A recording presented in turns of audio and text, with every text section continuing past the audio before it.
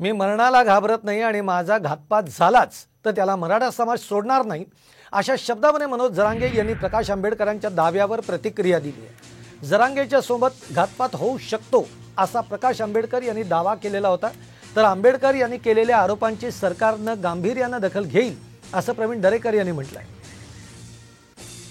ज्या पद्धतीने राजकारण ते बदलायला मागतात आहेत त्या पद्धतीने निश्चितपणे अनेक जणांचे असणारे खेळ संपणार आहेत, सत्ता संपणार आहे, संपत्तीवरती सुद्धा असणारा आच येण्याची शक्यता आहे आणि त्याच्यामुळे काहीही होऊ शकतं।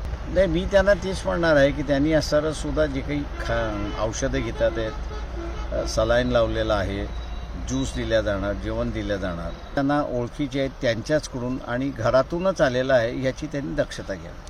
नाही, जे काय आहे ते त्यांना जे दिसलं असं एखाद वेळेस त्या हिशोबानं ते बोलले असतील, परंतु मी मरायला नाही भेट। आणि मला तुम्हाला सांगू ना, काय जर झालं ना, करणारा तो कोणी असो, माझा मायबाप मराठा समाज असा आहे, तो फरशी खाली जरी लपून बसला ना घरात तरी फरशा तोडून बाहेर काढतील त्याला। घरदार तो विषयच नाही त्यांच्या पुढे, त्याचं पुरं मूड सुपडा साफ करतील।